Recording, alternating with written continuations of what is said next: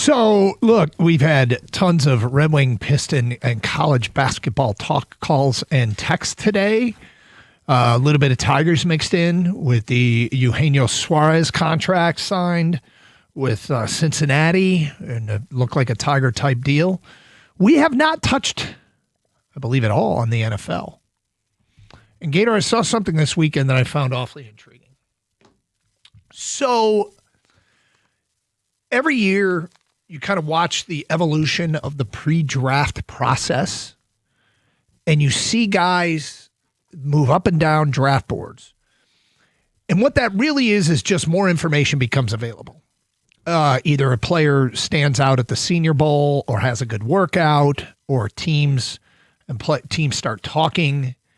And so it's the media trying to do their best to figure out what the real story is. It's all a guessing game, okay? Mock drafts are all a guessing game. But as you get closer to the draft and you get more information, the guesses are with a little bit more knowledge behind them. So I'm always looking for trends. And when I see something that happens, I go, I wonder if this is a product of new information that's become available to a reporter.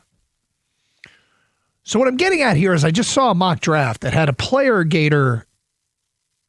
I'm not convinced that, and I'll ask you this straight up, if you could just have one player out of the blue fall to Detroit, unexpected and shocking, who would that player be? David Bailey. Okay. Edge rusher, Texas Tech. Okay. So, again, Ryan Wilson just updated his mock today following the Senior Bowl.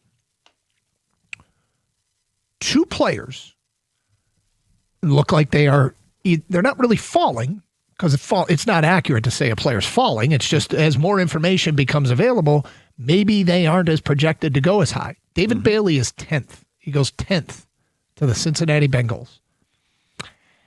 And Caleb Downs goes 12th. Love Caleb Downs, too. To the Dallas Cowboys. Probably my number 2 guy.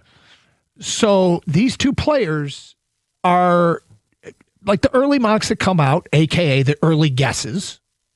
I feel like we saw them in the top 6. Ryan Wilson just updated one that had David Bailey at 10 and Caleb Downs at 12. There's no way, right? What, that they could slip further? Yeah. You never know. You never know when there's a run on players. Sometimes teams just want it, like a run on offensive linemen. Yep. Could facilitate that. And then it gets to the question of, are we within reach to trade up to go get and secure one of the guys that you would put in your bucket as can't miss prospects out of the draft? Mm-hmm. And those are two of the guys that I would have in that bucket. Be very intrigued by either one of those players. So Ryan Wilson was at the Senior Bowl. Mm-hmm. Okay, so I'm going to guess that Ryan Wilson was down there. Ryan Wilson is, I'm just connecting dots, talked to a lot of people, and Ryan Wilson updates his mock draft as soon as the Senior Bowl's over, and he has those two players, one at 10 and one at 12. With more than 2 months to go, Gator, I mean, tell me, is there a better case scenario than David Bailey or Caleb Downs being on the board when the Lions are picking? I mean, is Arvell Reese, is that the other one? Another one that would fit?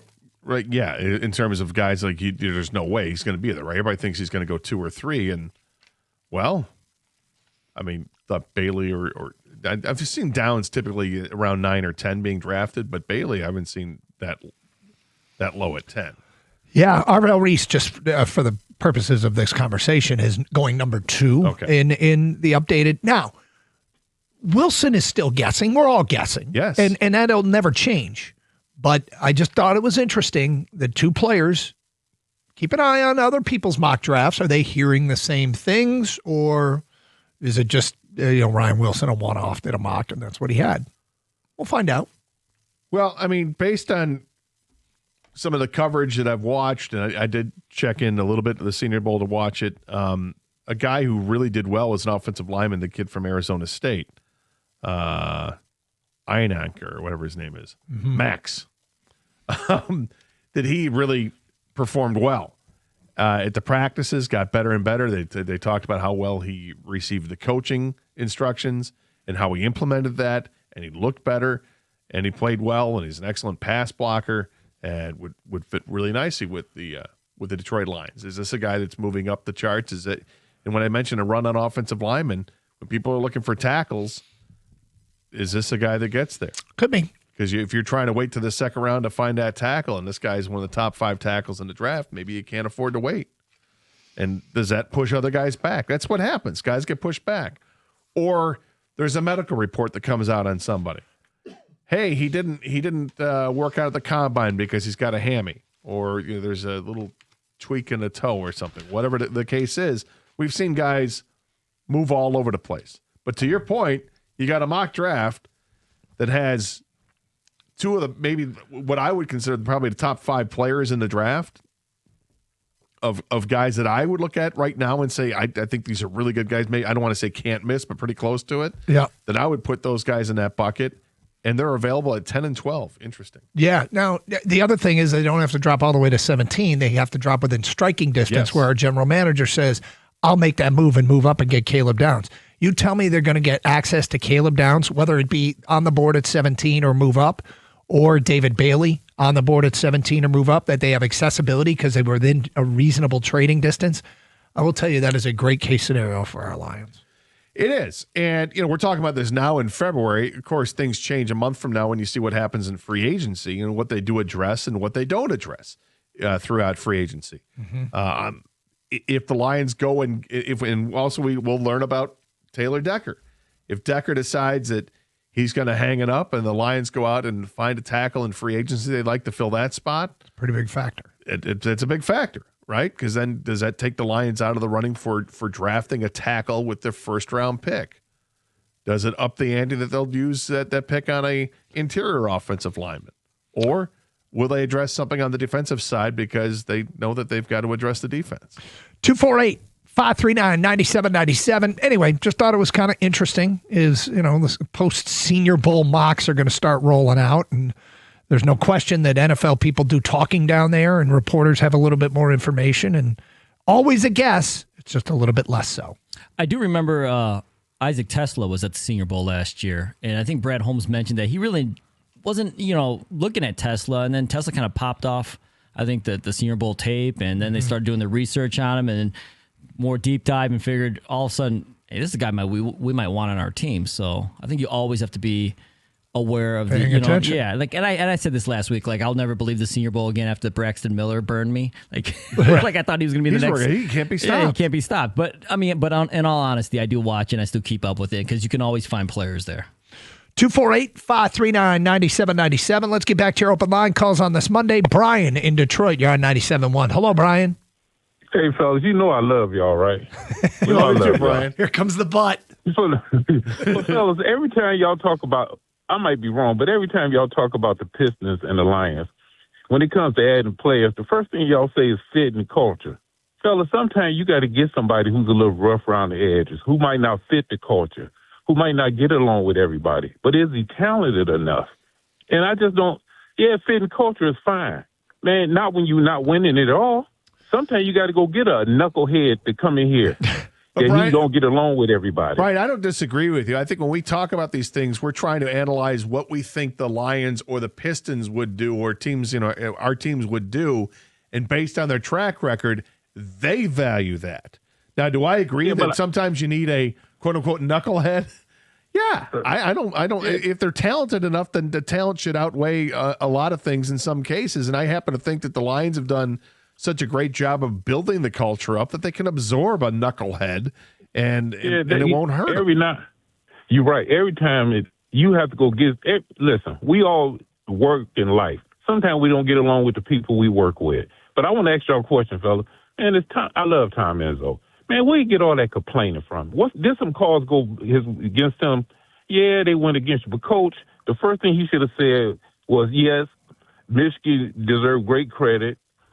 And then you jump on to the ref. Man, once you start, you don't want to get a team credit and you complaining about the refs.